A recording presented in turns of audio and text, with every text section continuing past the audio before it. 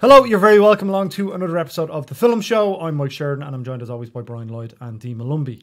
We are now of the visual medium. We are now visually out there. Yeah. You know? Hi. Don't know how I feel about it. How do you feel about that? Because as my mother pointed out in one of her many critiques of my work, Sure. she was like, you can't see our faces. I was like, man, it's a podcast. You're not supposed to. And we were like, like it's done quite well on YouTube. I think we're up at a couple of thousand views on YouTube, as well as all the downloads and streams that we get. Sure. Mm-hmm. So it was a nice little ad, I think. Yeah. So Why not? if you're listening to this on iTunes or whatever, if you're listening to this as a podcast, as was initially intended, you can look at us on YouTube. You can't see our faces. If you want. If you want to, you can appreciate the nuance of Brian Lloyd's rage and opinions. Various hand gestures. See, that's it. See, that's just it, right? That's the problem. You've already begun. Because I am. That's just the problem. We are bang on a minute in, Brian, for you to be like, that's the problem with that.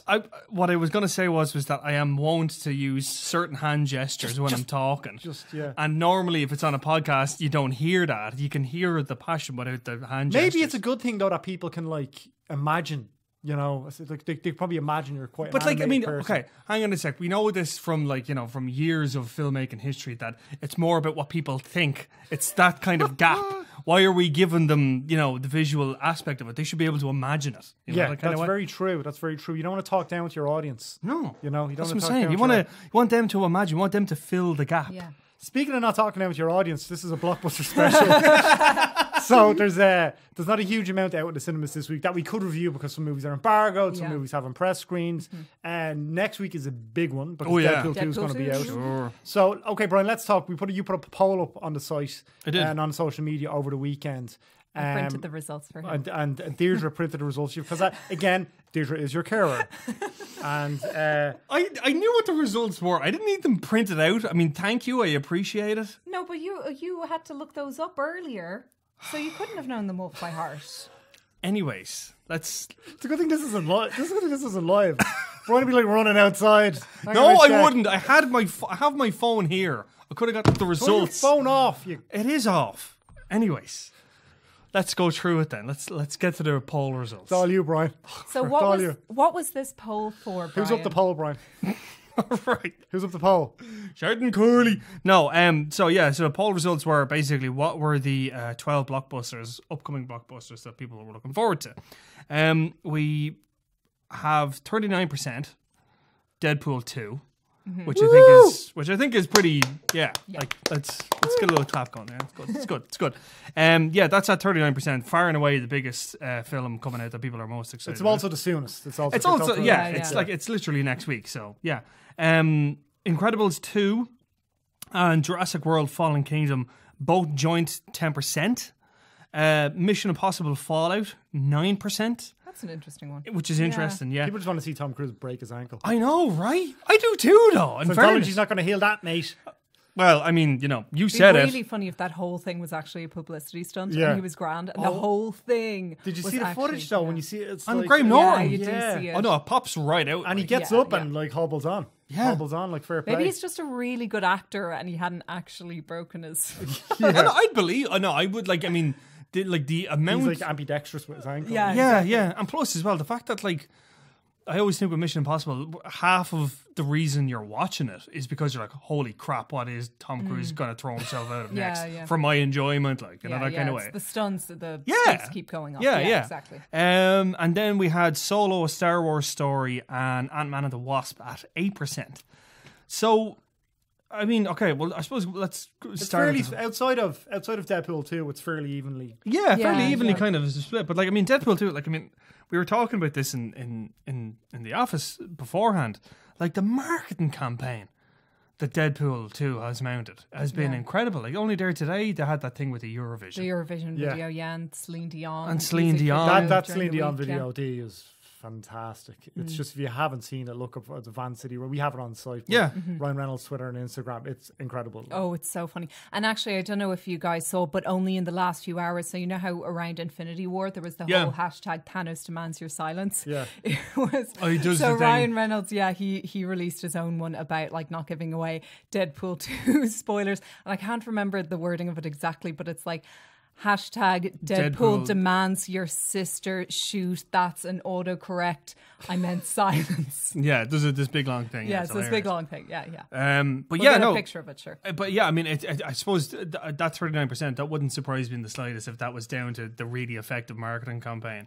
So just I have this. So just what Dee was alluding to there. I have Ryan Reynolds' Twitter open here, talking about the marketing for Deadpool 2. So the final paragraph of the kind of Infinity War piss take. And Ryan Reynolds is having a great time with this, as are the marketing people at Fox. So it was only a handful of people know the film's true plot. One of them is not Ryan Reynolds. We're asking that when you see Deadpool 2, you don't say a fucking word. You cursed! You Sorry, cursed! boss. You cursed! It's verbatim. Don't say a effing word about the fun shit in the movie, because it'd be super lame to spoil the fact that Deadpool dies in this one. Kidding, not kidding. Kidding? Godspeed. Hashtag Wade Wilson demands your sister. Sorry, stupid autocorrect silence. Yeah, as Dee said. And for some reason, in this picture, so it's like again, look this up, and we'll try and get it on screen for you. It's like a baby's hand for some reason, and a dog, and it's just. It's from the start with the first movie, because they had to do so much guerrilla marketing with the first film, because it's such a small budget for the type of film that it was. Yeah. They really kind of stumbled across something marvelous. Yeah. Well, even with the first one, remember they had the fact that it was like released on Valentine's Day, and he was doing all the like little love hearts and stuff. Like, it does go to show that those kind of images like stick with people, because then it was a huge box office success and stuff, the first one. Yeah, do you remember where they actually released that poster and made it look like a romantic comedy? It was released on Valentine's Day. Yeah, on Valentine's Day with what's her face, Marina Barcara and thing, and it looked like it was done like one of those like Nancy Meyers posters. Like, it was hilarious. Yeah. They're doing a load of ones now that are like referencing different movies. Like, there's the one of him on the little trike that's meant to be a throwback to Josh Brolin in The Goonies. I think. There are loads. They're having good crack on tour, the two of them as well. There's Josh Brolin and him are just ripping the piss out. Oh, completely. Yeah. There's even like, I saw it up by George Bernard Shaw. There's even like a mural of like Deadpool and the unicorn. Like, that's just like, it's crazy. Like, it's nuts. Incredibles 2 and Jurassic World Fallen Kingdom at 10%. Yeah, that's not surprising, because like Incredibles 2, out of all of them, I mean, obviously Deadpool 2, sure, but Incredibles 2 is the one I'm really, really looking forward to. I loved the first one. Like, my only concern with it would be, well, Fiona Flynn, actually, our TV editor, Fiona Flynn, I'll give her a shout out. She was, and I thought she raised a really good point in that she was talking about how the whole kind of stay-at-home dad thing is a bit kind of outdated. So there's that, first of all, and then second of all, one thing I was kind of concerned about was the fact that they swapped the release dates for Incredibles 2 and Toy Story 4, which would make me think, A, they're investing more in Toy Story 4, which is fair enough. I mean, you have so many fans there and so much expectation, but will that also in turn mean that maybe less time and effort was put into Incredibles 2? I hope not. I hope it is great, but I don't know. The first one was just so good. Yeah. Like, how much as well with Pixar is the John Lasseter, all the stuff going on there, because he's not with Disney anymore. Nobody's quite sure what happened, but there was like kind of there was something hashtag Me Too thing earlier, and he resigned or he took a step away for a while. So like, in terms of creatively, how much of a difference is that going to make? Because he was the head honcho for Pixar. Yeah. And obviously, like, what, he co-directed their... Well, the good thing is it's Brad Bird's baby. Yeah. So, like, same with Ratatouille, The Incredibles was really down to Brad Bird, so... Yeah, and the fact that, like, I mean, I wouldn't... No, I don't think John Lasseter's absence would have any effect on Incredibles 2. I don't think. Yeah. Because he's been in development for years as well. Exactly, yeah. And like, I think the Toy Story movie, like you said, I think he has more of an influence kind of in that series, probably. He did the first one, didn't he? Like, yeah, he did the first one. Yeah, that's what I'm saying. And I think didn't he take over from the second one halfway through filming or something? Yeah, so there's a big connection there. But Jurassic World Fallen Kingdom, that's interesting as well, because I think, you know, the fact that Jeff Goldblum was involved in it, are we allowed? Well, we do. This is the thing with junkets. You say this all the time. I never know what to say. There's a chance. There's a good chance I might be speaking to Jeff Goldblum, Chris Pratt, and Bryce Dallas Howard. But these things fall through all the time, through schedules and all that stuff. So yes, we could be. Jeff Goldblum, are we allowed? Are we? The Jeff Goldblum though, like, I'm so, like, I'm very jealous. Like, are you? Jeff Goldblum? Are you kidding me? Like, I have a friend on Twitter, and we just constantly tag Is one it a another Twitter in friend? Jeff Goldblum things. Is it a Twitter friend or it's a friend of yours that's on Twitter? No, she's a friend of mine. Actual who's on friend. Twitter. Actual friend. Really? Yeah, Okay. yeah. I'm just wondering. Like, some Just, people have Twitter friends. that's true. No, Yeah. and Yeah, I think Lighthouse Cinema are doing some kind of like Jeff Goldblum. Well, they did that Day, before. which is exciting. They do that every year. They do that Jeff Goldblum's Day. I hadn't heard of it They do that. Yeah. So that Jurassic World Fallen Kingdom, the first one of the Jurassic World series is one of the biggest movies of all time. Yeah. Oh Which yeah, it's like the 5th highest grossing. I or don't something anybody like that. saw that coming as well as it. I mean, because the Jurassic Park sequels weren't great. No. Even like the Spielberg directed one. It was strange for him to come back. Lost World. And, yeah. the second one with Vince Vaughn. But Jeff Goldblum was the star of I suppose the latter films, the second one anyway. It looks like a cameo. He did Bill Simmons' podcast. It's a very interesting interview because He's weird, isn't he? Well, Goldblum, I think he enjoys taking the piss a little bit. He really is like almost like Nicolas Cage, but not unhinged. Yeah. You know, he enjoys. He knows. It's like he's in on the joke. Exactly. Like he knows he's being irreverent. A very smart guy. Yeah. I think I'm interested to see what they do with Fallen Kingdom, primarily because like as you were saying, like the Lost World, this feels like it's the Lost World done again, like you know, but obviously it's not. I think Juan Antonio Bayona is a good enough director that he's very tense. Tension. It's less on the, I suppose, not comedic, but less on the adventure. Exactly. Yeah, more kind of skewed towards horror. Now the trailers have been grand. They've been okay, but I'm more kind of like, just what's he going to do with it? Because he said before that this is intended to be much darker. It's intended to be more closer to a horror than anything else. I'm like, yes, horror. Well, he's dinosaurs, not coming back for the third one, Colin Trevorrow. Yeah, he's apparently coming back for the third one, I think. Yeah. But like, I mean, after he left episode 9, that kind of makes sense. I know. I mean, it's funny because you can kind of say, because when you read pieces that say he's kind of difficult, he's kind of a difficult director, and he's kind of difficult to work with, or whatever. And then you see you kind of bounce from Star Wars for whatever reason. But a lot of directors have had problems, and this is leading on to Solo a little bit. A lot of directors have had problems with the Star Wars movies, have come and gone. Yeah. And it's very easy to point the finger at the person and, and be like, oh, screw him. Well, the proof is in the pudding there. Yeah. I think the fact as well that, that sounded like I was farting.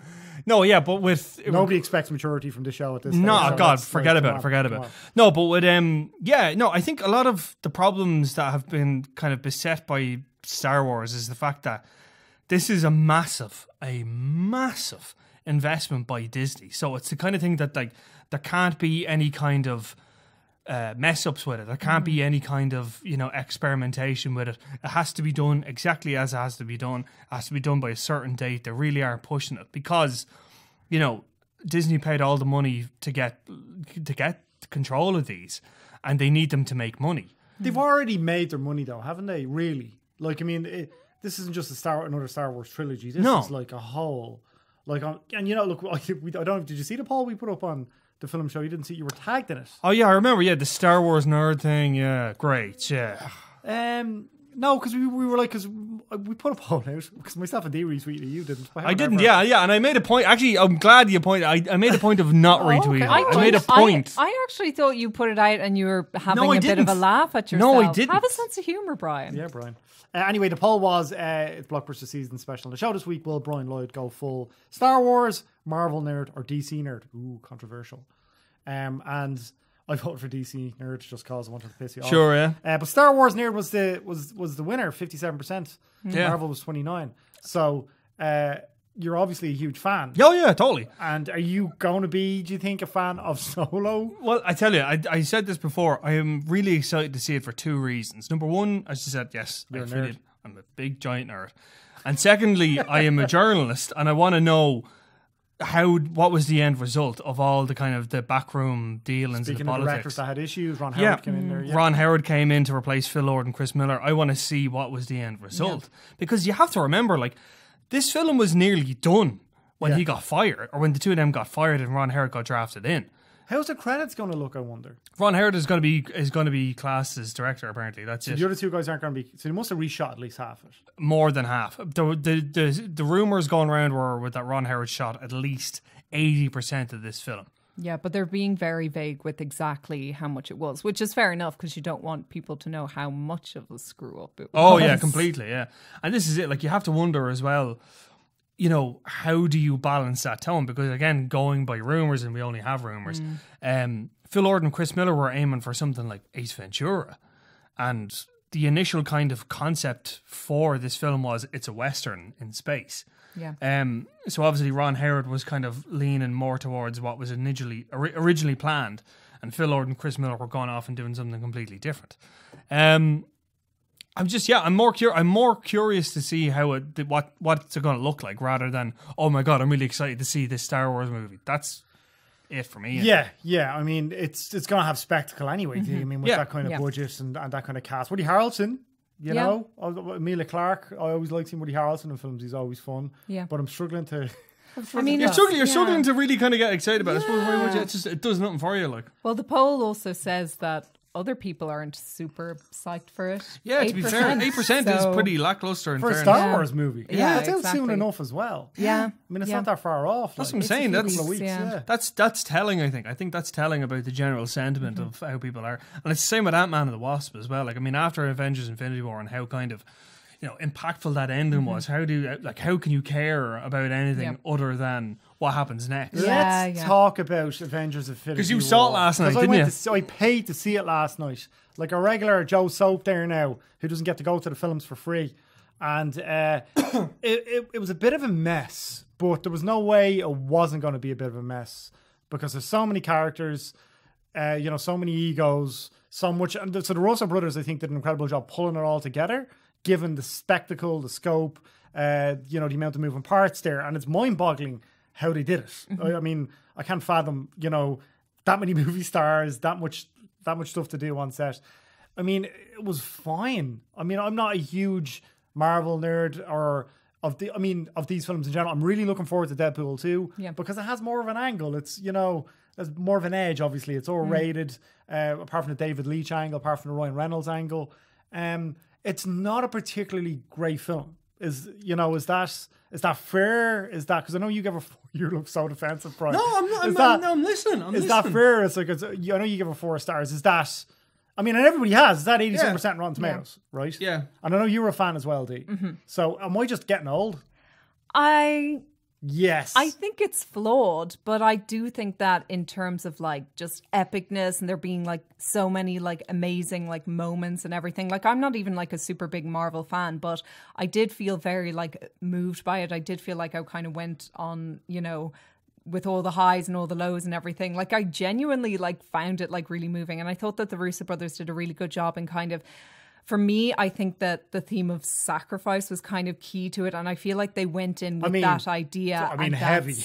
Yeah, but that's the whole thing. And they stuck with that idea from start to finish. And they made the film that, they had in mind from the start, if you get what I mean. Like, they had a very clear vision. And I think that they saw that vision through. And for me, I thought it was a great movie.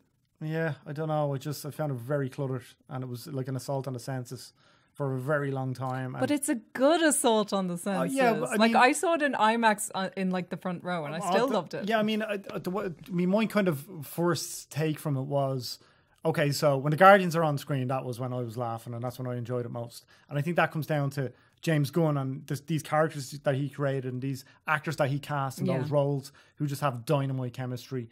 The second film wasn't as good as the first film, in my opinion. That said, Chris Pratt in that role, Star-Lord, he's just a blast. And, even then he's kind of has a back and forth with Thor, with Chris Hemsworth's character. That scene was brilliant. Yeah, I mean, it's so good. It's a funny scene, right? But it's very basic as well. Like, it didn't feel like I had that zip. It didn't feel like I had that zip that James Gunn's dialogue does. Yeah. Yeah, but at the same time, they did, like, it was more, and we talked about this before when we were reviewing it, like, it's not really concerned with, like, character development and all that. I mean, you had like, what was it, like 18, how many movies were there? Like 18. There were like, they had all the previous movies to establish all the characters and to develop them. This was more kind of seeing them in different dynamics, but it was mostly about kind of seeing them in action. So I understand you kind of missing out on that part, but as well, they couldn't have possibly fit that in alongside all the action sequences they had to get. I mean, there's so much going on. Yeah, I mean, 100%. It's so much going on. And, Marvel have built this, like, machine now. Like, it's one of the biggest movies of all time. It'll probably clear $2 billion ultimately. Probably. Which is the blockbuster of blockbusters, which then itself leads to I mean, you should be able to analyze it deeply, you know, where you go, this film is just whatever, this film is just whatever. At this point, they're not. Oh no, God, no. This is almost a genre of itself. Oh now, yeah, totally. Yeah, I mean, there's one of the criticisms I've seen being leveled against Infinity War, and to be fair, it is a valid one. I think is the fact that it's all sizzle and no steak. As in, like, it's made this big, huge statement of being like, oh, it's going to do this. And then it's like, well, you're not really going to follow up on any of it. Like, you know, that kind of way. So it's, I don't know. Look, I mean, I can definitely see why certain people were not impressed by it. I'm not just saying you. Like, I'm talking other critics weren't really kind of gone on it. Well, it's some that just don't like that genre. And that's not true. Like, I mean, I'll enjoy those films, definitely. Sure, I mean, for want of a better word, it's a very superhero-y Yeah. superhero movie. Yeah, a lot of superheroes. Yeah, like it's very much like what's kind of made superhero movies generally more palatable with people is that you can define it as a genre. As in, like, you look at Deadpool, it's a screwball comedy. Yeah. You look at, like, you Thor know, Ragnarok. Thor Ragnarok. It's a popular 80s comedy. Again, and I mean, I wasn't the biggest fan of the world of Thor Ragnarok as much as everybody else was, but I appreciate like what Taika Waititi tried to do. Yeah. You know, and that he had an angle, they improvised, they, you know, which were the best parts of the film. The comedy is the best part of the film. Yeah. And like you look at like Winter Soldier, like, and that was kind of done like a 70s espionage thriller. Yeah, like, it had a real vibe to it. Yeah. And I mean, I get it. The Russo brothers, obviously, you know, they're Captain America movies. It's a difficult balance to strike, and I get how difficult their job is. Yeah. And I don't think they could have done a better job. That's what I'm saying, yeah. I think they were those elements I just think are so... I just thought it was absolutely insane. Did have the best villain, I think, which is kind of faint praise, I suppose. Yeah, for the Marvel universe, for this Marvel universe in particular. For sure, yeah. Like Josh Brolin, I think, was really well cast as that. Yeah. Okay, Dee, we have the blockbusters by the decade. We put another poll out to see what people's favorite decade for blockbusters were. Yes. Will I read the results? Yeah, go for it. No, you go for it. Grand. So, this is everyone's favorite blockbuster decade. We decided to put it down to like 4 categories: the 2000s, 1990s, 1980s, 1970s, and 1990s came out on top. 45% voted for that. For the 80s, came second, 38%. The 2000s, third at 15%, and the 70s only got 2%. I mean, fair enough. The 70s is what, I mean, the Jaws and Star Wars. Yeah, that's kind of it. I mean, it was kind of the decade that kicked off the kind of term, I suppose, as we know it today. But even Jaws was, 1975? So you're talking about half the... Yeah, literally half the decade was before it even started. Exactly, yeah, I think it's kind of interesting, though, because I think from the 90s on, you could see that studios were kind of really starting to reckon with the idea of massive properties, you know, that sort of way, that it wasn't just like... opening weekends. Exactly, yeah, that whole thing. And not even... Just before Simpson and Bruckheimer.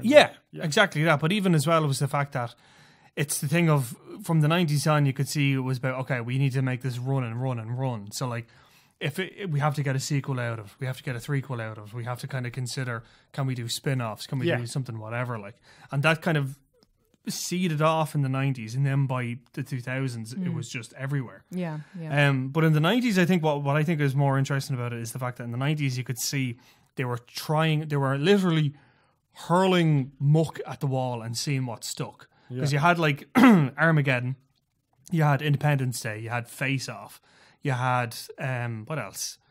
You had Deep Impact. You just had like these massive range, just like trying everything. Like literally, let's get John Travolta and Nicolas Cage in a film together and get one of them to cut their face off and just see what happens. High concept. Exactly. We'll get John Woo. There'll be some slow-mo shit. There'll be doves, double guns, dives, shooting people. All that kind of stuff. Yeah, just really kind of make it as big and weird as possible and just see what works. Big and weird is definitely a word I'd use to describe it, because I was looking up just some movie titles just before coming on air there, and there are just so many good films in the 90s. Like, I was trying to pick one or two out of this list and I just couldn't, so I'm just going to read off some of them.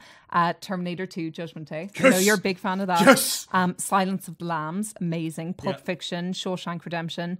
And again, these are to do with kind of the big and weird stuff you were talking about, but Fight Club, The Matrix, Forrest Gump, Ghost. There were just so many good movies. I mean, good movies, but Fight Club wasn't a blockbuster. Fight Club lost its arse at the box office initially. I don't know why it came up in that list then, but it did. I suppose maybe now, and maybe it's considered that now, if you know what I mean, like almost retrospectively, even though it technically wasn't. Yeah, it was one of those films that people look back on and give out about now. You know, hasn't aged very well. Toxic masculinity and all that crap. Well, it's true though. I mean, it hasn't. Like, I mean, okay, leaving aside whatever about the politics of it, it hasn't aged well. Like, you look at it now, like, and I think it's very kind of aware of itself. I think it's really kind of like the way that it's kind of done. You can kind of see all the turns and twists. And I mean, maybe that's just the kind of thing because it's been watched so many times. You can just see everything in it now. Yeah.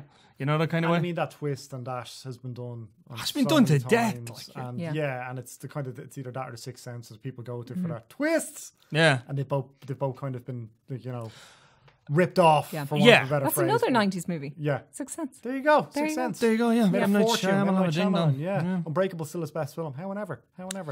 I tell you what, though, I'm surprised Unbreakable didn't. Unbreakable was 2000s, wasn't it? Unbreakable wasn't consired really a blockbuster. Yeah. So it depends what type of criteria you're looking for for a blockbuster. So, I mean, back in the day, back in the 90s or whatever, you would have said you would had it on budget, right? But in terms of what it grosses to be a blockbuster, so 100 million is a hit. 200 million is a blockbuster. That's gone completely out the window now because it's costing you $500,000 to shoot and, you know, release a film of that scale. And with the marketing costs and everything else. So I suppose is it in relation now to really your budget and how many times back your budget you make? And it's now they're opening movies in China as well. Yeah. So I mean but I think there's a deal there with they get a lot less of the ticket prices in China. But Deadpool, the first Deadpool didn't open in China, still did nearly 800 million globally. So it'd be interesting to see what happens with the second one. So okay, what's your favourite 90s blockbuster, Brian? You gonna say Terminator? Yeah, I probably would say Terminator 2, but then again, like, I have a soft spot for Con Air, like, you know, that kind of way. And then, like, you could even say, like, Die Hard with a Vengeance, like, you know what I mean? So it's kind Die Hard with a Vengeance is a cracking. So good. Jeremy Irons, like, I don't think. Yeah, it's not. Probably one of the best threequels out there. Oh, it is. Yeah. It is the best threequel, I think. I would class it as the best of, like, I'm talking, like, better than Return of the King, Return of the Jedi, Return of whatever. I think Return of the King. Sorry. You think? No. Okay. But yeah, no, the way that film was just, it's so good. It's so good. Like, I mean, even the one-liners, the dynamic between him and Samuel L. Jackson, just all of it was so good. So good. What about you, D? I don't know if I can pick one. I've named so many there. Although, you know, last night... You're going to say Beauty and the Beast, aren't you? No. That's a blockbuster. Not. The Lion King. That was the 90s, wasn't it? Yeah, like Disney did that. No, I actually can't pick one. But you know what? I did, just because I mentioned it there, I went back. Everybody else was watching the Eurovision last night except me and Ivan. We were watching The Matrix. It's so good. I mean, it's still so amazing. You go back and look, some of the special effects have aged a bit. Like, obviously they have. But it's still like such an amazing movie. It is. It was groundbreaking. Yeah. And I mean, it's like, over... nearly 20 years on, coming 20 years on next year, and it's so good. Yeah, I remember seeing that on VHS. Everybody walking around with those sunglasses thinking they look like Keanu Reeves. Yeah, pre-John Wick. Amazing. That's where he met Chad Stiletzky and David Leitch. Coordinators, yeah. We're gonna go into that a little bit later. I can see you just primed, ready, just waiting for it. Finally, there's something with density I can just tee off on. What's your favourite 90s movie? I'd be kind of like, because I'm not that much older than Brian, so the 90s were like, what's that for? No, I didn't. Yeah, go on.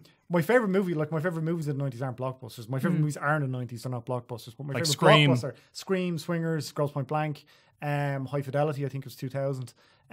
So I would say I'd have to go with Con Air Face Off. Yeah. Because around that time it was ridiculous. You know, kind of online geekdom was blowing up as well, and you know, Ain't It Cool News, and like another John Woo, which was based off another John Woo movie, Broken Arrow, which is the one he says in it. So it's just, there's something about that time that was quite, I mean, obviously bombastic, but naive as well. Yeah, there's an innocence to it. Yeah. I think there was a real innocence to it. And I think a lot of that was John Woo as well. I think he was kind of like, because like you look at like Hard Boiled, you know, any of the stuff he did with Chow Yun-Fat, like he's really kind of like, they're really dark, they're really kind of gritty, they're really kind of like very based in Hong Kong and that kind of really seedy, cynical. Yeah. And then you like look The at Killer and stuff. Yeah, exactly. They're remaking The Killer. Yeah, I saw that. Yeah. John Woo's doing it. He's directing. Oh, okay. But then you look at the American stuff and it's really joyful and over the top, and he's really happy. Like, and I think that's kind of, I think he himself was so glad to be in America that kind of enthusiasm came out in his movies, I think. Yeah. Well, Face Off is a blast. Yeah. Really Face Off is. is It's so much so fun. ridiculous, but it's so much fun. Okay, we'll move on. We're going to go into movie news. You can just sing the music now. Tick camera. Tick camera. Okay, so will we do mailbag after news? We'll do mailbag after news, yeah. Sorry, Dee had a structure here and I've just... We did, yeah. We I just know, thrown her out of the no, water. not that. Keep to the schedule. Sorry. There's going to be a post on my computer now. Yeah, wait until you see. Yeah, see, the people don't know this, right? Deirdre, right. Okay, just to put it in context. Okay. Brian has like a million things to remember and to do, and I'm actually trying to help him. Sure, but what Deirdre's way of helping you is basically she'll cover your computer screen with post-its of things. I've never that you're covered supposed to... the whole thing. You We've have. never had that You many absolutely reminders. have. What are you No, talking about? I about was gone half for a the week and I screen. came back and half the screen was filled in post-its. Yeah, you were gone for a whole week. Yeah. Did you ever see that episode of The Simpsons years ago? One of the early ones where they give the family the rubber things to hit each other with so they can let out the rage. Oh, yeah, true, Yeah, yeah. you remember that, Dave Regan? Yeah, you remember that where they're trying to take the things off, so it's just a steel. Old school episode of The Simpsons back when it was That's great. like You two guys should do that. You know what I thought you were going to say is, speaking of The Simpsons, because we were talking about the post-its, you know the whole do it for her, remember he had message and then he covers it with the photos of Maggie. I thought you were going to say that I'm going to cover all the with post-its and leave some like sinister message for Brian. we don't need to leave subliminal sinister messages for Brian. We just tell him. You just tell her. or write it on a Or post-it. write it on a post-it and Yeah. just let him know I'm going to murder you. It happens. It happens. Anyway, Dee, what have you got for us? Okay, so first up, just in, off the presses. So we all know the Get Out writer-director Jordan Peele, who is awesome. He is. So Oscar winner. Oscar winning, yes. He won for Best Screenplay. But yeah, he has finally revealed some details for his next movie. It's called Us. He unveiled a teaser poster for the film on social media, and the movie's being described by Universal, who also actually distributed Get Out, but they're describing it as another original and provocative thriller and as a new nightmare from the mind of Peele. So we don't have any The mind of Peele. Yeah. That's a nice ring to it. But we don't know anything plot-wise yet. We know it's going to be released on March 15th, 2019. Lupita That's soon Nyong'o. enough. It's very soon, yeah. I suppose it's because it's drama, maybe in terms of like turnover and stuff. Exactly, it's easier. But the people who are in talks for it are Lupita Nyong'o is in talks to play the lead, I believe. Also Elizabeth Moss, who people would know from The Handmaid's Tale. And then Winston Duke, who played M'Baku in the Marvel movie. Remember, he's the one that challenges T'Challa. So Yeah. he's kind of up and coming and he's cool. Isn't he? Yeah. I'm Jordan Peele. I'm on board straight away. Yeah, totally. That man's got something to say and he's doing it in a really unique way for very little money. Yeah. So everybody wants to work with him. I tell you what, though, I think the burden of expectation on him, it must be huge. Oh, yeah, it will be. Yeah. You got to think, like, Get Out, like, did so well and it was so intelligent. So, like, I have every faith in him, like, you know, that kind of, I have every faith in what he's going to do. But at the same time, I would think, Jesus, I would not want to be Jordan Peele. Because, like, you've got to follow up one of the most groundbreaking, original, innovative horror thrillers of the past 30 years. How do you follow that? Like, Yeah. You know what I mean? I mean, I'd say he keeps his budget low. I mean, look at Deadpool 2 as an example. Keep the budget similar. Don't blow it out of the water. Don't go and make a $150 million, $200 movie where you've got people messing with your vision. Yeah. Make another relatively low budget movie that you can control. Cast the people you want. Use the script you want to use. And then it's on you either way. Yeah, I mean, I think that the script is really kind of key for him because obviously Get Out was, well, do we know how long he was working on that? But anyway, he's been talking about this new script for like a good while here. And I think that really key to his movies, as is key to any movie, is that screenplay. Yeah. You know, so you have to kind of put the time and investment in it and have it just right because, in my opinion, all the other elements kind of do fall into place better as long as you have kind of the key script. And obviously he knows how to write them because he won an Oscar for it. Sure, yeah. Yeah, that's original screenplay. Yeah. What else have you got, Dee? Okay, so I thought that this was an interesting kind of bit of movie news because you know how in like previous weeks we've been talking about like Netflix and Cannes and kind of just reflecting on how these like little news pieces might, you know, affect the future of film and filmmaking as we know it. So this is a funny one. This comes from Variety now, so don't, you know, if it's wrong, it's Variety's fault. Blame it on them. Sue Blame them. it on them. But Dwayne Johnson is now reportedly charging studios $1 million to tweet about movies he stars in. So apparently for his next movie, Red Notice, he's going to be paid about $22 million, and $1 million of this paycheck is basically to ensure that he promotes the movie on his social media channels. So that would include Instagram, Twitter and Facebook, and especially on Instagram, it's major for him because he has something like 105 followers. 105 million. 105 million. We're like, we can I make have that 105 followers, dude. Yes. And then 13 million on Twitter. So it's kind of being referred to as, well, as it is, a social media fees. So is this going to be the future of movie salaries? And is this going to like affect future casting decisions? Is it going to depend on, you know, how many followers you have? Because I know that you were saying, Mike, in previous weeks that maybe that is how Dwayne Johnson is becoming the movie star he is and how he's just getting cast in movie after movie because, like, you know, basically movies will get all this promotion from him talking about them on his various platforms. It's certainly an element because he's so popular, especially on Instagram with the motivational stuff. And he's got a huge deal with Under Armour as well. But generally speaking, he's just really entertaining and he's a really funny, charismatic man. That's why he's the biggest movie star in the world now. That translates to social media, which is why he's blown up there. You can see now, as an example, Will Smith doing the same thing.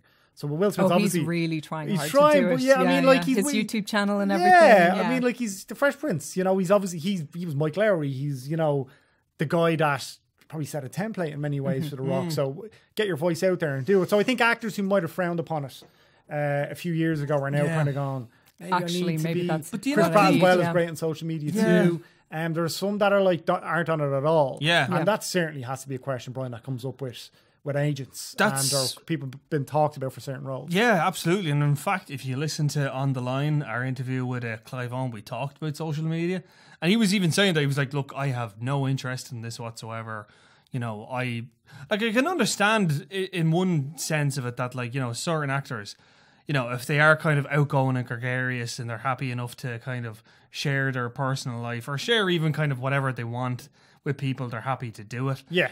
I don't know. It's kind of, I'm not 100% sure if I like it or not. But like, I'll put it to you this way. If it's the kind of thing of like, here's a really good actor and here's a really good actor and this really good actor has a social media follow and this one doesn't, they're going to pick the one with the social media follow. It's just, it seems a bit like, are you just choosing him or her just because they're really good on Twitter and Facebook? Anybody at that level that's going to be in contention for film is going to be A-list. You know what I mean? So... Maybe if it comes down to somebody, so let's say there's 2 people for a part or 3 people for a part. For, let's say, because I mean the obvious guys just come to my head are men. So say Chris Pratt, Bradley Cooper, and say The Rock or something like that, or Chris Pine or something. Yeah, Bradley Cooper's, you know, probably has proven at least that he's the best actor out of those guys in the roles that he's picked and the opportunities that he's had, Oscar nominations, everything like that. But they probably go with Pratt or The Rock, you know, because they're like more bankable. And you get that added free marketing on the back of it, you know, because that's what it is. It's free marketing. Yeah. I mean, I almost wonder if it's going to become a trend in the future, like maybe not for lead parts, although it depends maybe for independent lead parts, but certainly in supporting roles in the future, are we going to see essentially social media, like Instagram stars kind of getting like small roles? No, on the back of the fact that they have this media and then they can, you know, post a selfie like on set, you know, my movie's coming out this week, go check it out. I mean, that could very well become a thing. I mean, look at the fact that, what's his name? Isn't it Logan Paul had a small role? I know, but I'm using him as an example. He had that small role in Baywatch. I know he wasn't in the theatrical release, but he was in the extended DVD one. Yeah, and it was same with like DJ Khaled as well. Didn't he have like a cameo in like Spider-Man Homecoming? Like, I mean, DJ Khaled. I think that the thing with, I mean, I could be wrong, but I think the thing with those YouTubers and stuff, audiences and influencers is they're used to getting that content for free. They're not used to having to go and buy a thing for it. They're quite a young audience. Yeah. As is the platforms that they're using to engage with these people are quite young, so you don't have to pay for Facebook, you don't have to pay for Instagram. They're just apps that you use, and like, you know, ads are just thrown at your brain. So I don't know. I mean, it certainly could be. Who's to say not? But I think talent will shine through. Sure enough, yeah. You're very hopeful there, Mike. Yeah. Well, I mean, I remember... I'm being cynical. The world is doomed. We're doomed. It's just people doing selfie videos and making millions of dollars. Yeah. That's how the Kardashians, I suppose. There you go. You know? Sell out stuff, Brian, they do. They sell out stuff. They just post about it on their Instagrams and then they sell the stuff out. Just fly off the shelves. Flies off. Oh. You all right there, Brian? Cynical old Brian Lloyd. I know, it's just this... I can't curse. I'm not going to curse. We're talking about John Wick 3 next. Yay! Bring us right back around, Deirdre. Deirdre took us on a journey there. Yeah. Took us on a journey. She brought us right back around. That's why I do the news, lads. Go for it. Okay, because I'm teaming. I'm teaming. Okay, so there's... Can I just say, Mike pretty much bullied me into including you have been for weeks, to be honest. A segment on John Wick 3. Yeah. And there actually is some news, although it's a teeny tiny bit of news, but it's something. It's not. It's very small. It's not very small. It's if this was any other film, okay, right, hang on a sec now. Don't sit there and lie. Don't sit there and lie to me. If this was any other film, we wouldn't even bother with this. Hey, but the fact that it's John Wick 3, and I'm all for it. I'm like, yeah, let's talk about John Wick Chapter 3. Shut your face and let Deirdre read the story. If it was any other film, we wouldn't be touching it. Sorry for interruption, Deirdre. I apologise. Go ahead. Maybe this will become the greatest threequel of all time. I was going to say that earlier on, and I was like, yeah. Well, we have to see it first. Anyway. How dare you? Okay, so it has officially been announced that John Wick 3 is shooting. Ooh. And there have been some behind the scenes pictures posted on cinematographer Dan Lawson. Very nice pictures. Lawson, yeah, they're gorgeous pictures. So a few days ago, he posted one of just, your standard owl clapperboard. But the other one is very intriguing. So it has like John Wick and he is standing on the streets and it's all like raining. So, we're going to have a future like awesome set in the rain movie scene. And it's all like colourful and stuff. Yeah, set in New York. And I'm getting kind of a Blade Runner vibe. Funny, I thought Black Rain. Remember Black Rain with Michael Douglas, Ridley Scott? I remember Black Rain, yeah. That real kind of like neon drenched. His head taken off in the bike, yeah. Right. That's what I saw that. First thing I was thinking of Black Rain. I was like, yes, Black Rain. Or Blade Runner. What do you want me to say here? You want me to pretend like I don't think it's going to be the best movie ever made? No, I want to pretend that. What were your thoughts on this picture? Well, I didn't know it was in production. So I genuinely, because we talked about it every show because of me, because I'm the host and whatever. All right. I love the first two movies. That said, I didn't realize it was in production. So now the fact that it's in production, I'm excited, which means we're going to see it within the year. You would hope so. I love those movies, obviously. Yeah. Apart from being a Ryan Reynolds fan and loving the first movie, one of the reasons I'm really excited to see Deadpool 2 is David Leitch, because he's director. Atomic Blonde was a blast as well. Yeah. I can't wait Also getting a sequel, yeah. Charlize Theron just kicked all sorts of ass in that. So I think they're the best action movies ever made. And, I've said that before, gotten torn asunder over it. What? Because people First time I've heard this. Hong Kong movies in the late 80s and in the... shut up. But, in fairness, it's more kind of... I think it's... Yeah, that's that whole thing of hard-boiled and, police story. What's the, creative, movie version of virtue signaling where somebody wants you to know that they're intellectual? There has to be a version of that where they're like, well, actually, and it's like, shut up. Maybe it's I have a master's in film. Yeah, actually, there you go. Yeah, I'm messing. Has a master's in film. So, are you going to say something there that was wrong? Go on. No, I was just going to say something along the lines of Deirdre has a master's in film. That's what I was going to say. Whoopty shit, Deirdre. No, but genuinely, why can't both the 80s movies be good and just acknowledge the fact that there is this new cycle of action movies coming out from those directors that are unlike anything we've seen before, and they're really kicking up the genre up a notch, in terms of the standard that we should be expecting at this point. Exactly. So anybody who hasn't, it was kind of newer to the podcast as well. We've spoken about this so many times before. Much. But I talked to Chad Tedeschi, who directed John Wick 2, co-directed the first and is directing the third one, and I was like, these films are amazing, and he was like, I was like, this is an action classic. And he was like, do you know what I mean? He was like, it's almost like you kind of have to wait for more time to pass before you realise that they're classics. Sure. But we're ahead of the curve, guys, and we know they're classics. I know, even that as well. I think it's the sort of question of humility. You can't very well say, yes, my movie is a classic. of course this film is going to last for 100 years kind of thing. You can't, if you're that close to it, I don't think you can acknowledge it. Yeah. But like, I mean, definitely. It's in terms of like all the, because we've been talking about all the blockbusters from, you know, the 90s and noughties, did they know then? You know? Sure, yeah, exactly. Yeah. I mean, I don't think, know. I wouldn't imagine Simon West knew when he was making Con Air that like, people are going to be talking about it 20, 30 years. I'd say he was just like, look. Give what he's made since. Like, I think Simon West is like, Con Air was class, wasn't it? Give me another job. Please. Make some films. Please. Yeah, but like we said, and this is going to lead into your mailbag, I suppose, Brian, but there's a review we want to read out this week because one thing I have to say is we've got quite a, you know, when people get in touch or people listen to the podcast, they really engage, which is great. Because you can passively listen to stuff and it's just kind of noise in the background or whatever, or you can listen to a show or subscribe to a show for the guests. And, you know, we have been putting out bonus episodes and we'll get to that after as well. But Brian, I really like this review because they got us, man. They get us, man. And this, look, self-praise is no praise. That's what my ma says. But so what, ma? Right? I've actually never heard this review before, so I'm looking forward to it. Okay, everybody's on in on Dee's reaction. Okay, here we go. This is from Alex Ryder, 19. All right. An excellent podcast. Films professionally assessed without any of the pretentiousness from other critics. Informative and entertaining in equal measure. Also very funny. A podcast for film fans and fanatics. Oh, that's lovely. We may have just read that review out because Brian didn't get any emails this week. I didn't, but Brian's sack is empty this week. My sack is empty. Brian's sack has nothing in it this week. My sack is sullen and he has a barren sack. My sacks are just hanging low. Because there's nothing. Went too in far. them. Took it too far. Too far. He does actually say, just a final point on this. He says, "Would love to make a shout for The Town." Love The Town. Yeah.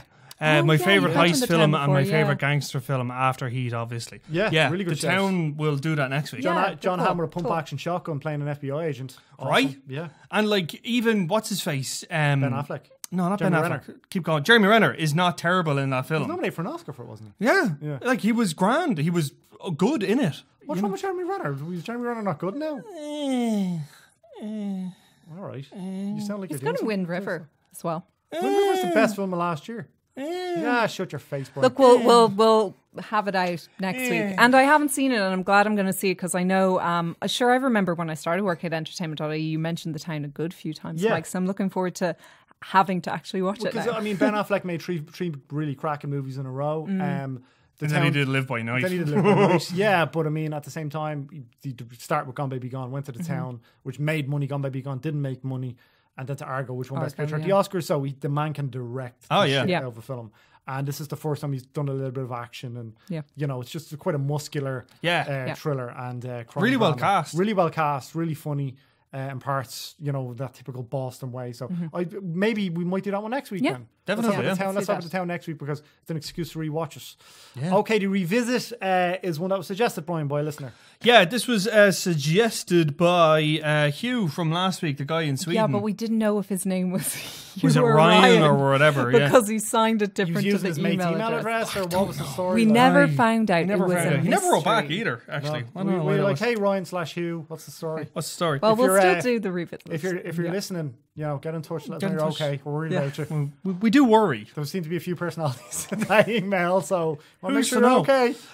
So yeah, he wanted American History X. Now, the thing I think of when I think of American History X is, and I know this is kind of like, it's a brilliant film and it's really, really, you know, beautifully shot and it has a really brilliant performance from Ed Norton and Edward Furlong as well. It's a really, really great film. Avery Brooks as well. People will know him from Star Trek Deep Space Nine. He was the teacher in it and all that kind of thing. The film, the scene I always think of in American History X is the curb stomping scene. Yeah, I think that's pretty iconic. But it just stands out in everyone's memory. It's just so horrifically violent. So horrific. Yeah. Like, it is just so, like, just awful. And then what even makes it more kind of terrifying, I think, is when you look at Ed Norton's reaction after it. Like, you know, that kind of way when, like, he puts the hand up and he's being handcuffed and he's got this big smile on his face. Yeah. And he looks just so kind of gleefully happy with what he's done. Like, the guy is literally, it's awful. He's so good at doing the whole, like, maniacally crazy thing. Performance. I was listening to Brian Koppelman, who created the show Billions, and he wrote Rounders, one of the co-wrote Rounders. Oh, I love Rounders, They were talking about casting them in Rounders, I think, or there was a meeting that happened, and he said he went to Ed Norton's house, and he was editing American History X. Oh, wow. So obviously there was a bit of an issue there with the director. Yeah, Tony Kaye. Said the scene that he showed them was the curb stomping scene. And they're like, oh my God.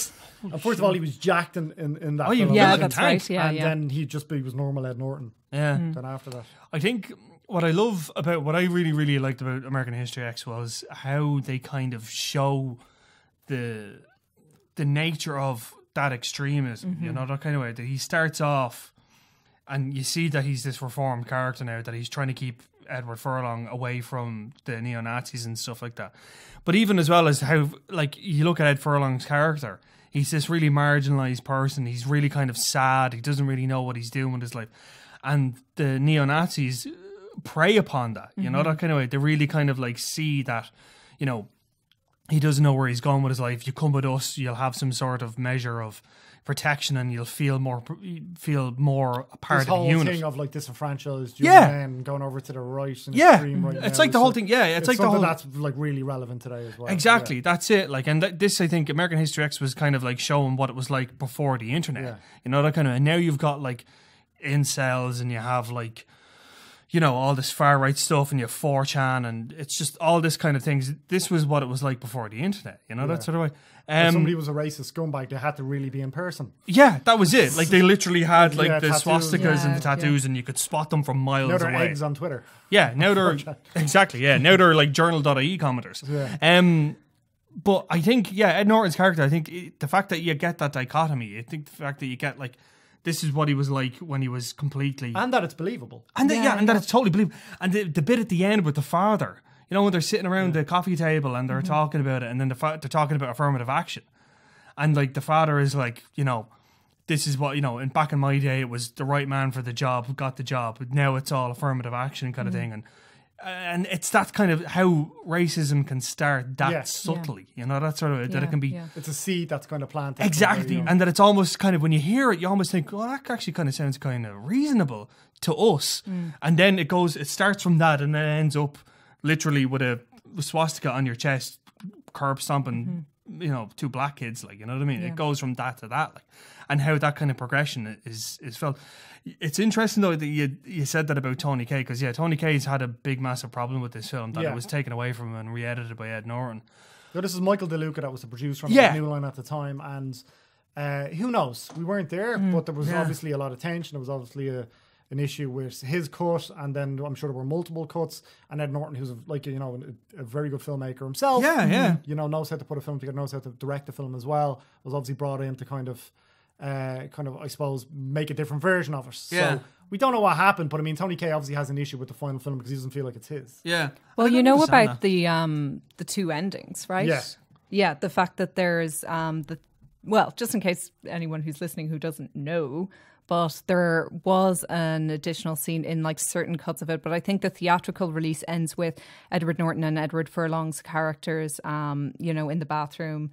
His little brother's been shot and he's crying and stuff. Sorry, spoiler. But obviously, if you're listening, it's 25 years old. Yeah, exactly. You should have seen it by now. 96, I think. But then there is a version of the film where there's an additional scene where at the end you see Edward Norton shaving his head again. So there's ambiguity in the prior ones. So maybe he stayed kind of, you know, a good person and changed from his experience in the prison. And then there's the complete lack of ambiguity with saying he's gone back. He's been so traumatized by what happened to his brother. So I think that it's kind of fascinating that those 2 versions exist. Well, that's quite similar to Get Out, like bringing it back around to Get Out, and how to Get Out is different than Jordan Peele. Like, it was quite a bleak ending initially. Very bleak, Yeah, and even then he was saying there was a hint of comedy, and he watched both, I think, with an audience, and you know, gauge the reaction. I think the ending that he picked was definitely the better ending. The right one, yeah. It didn't need that ending for impact. You know, there's something that, you know, you're kind of underlining a point. Yeah. I think when you he kind of almost brought it in, that ending, with one of the jokes that the friend says.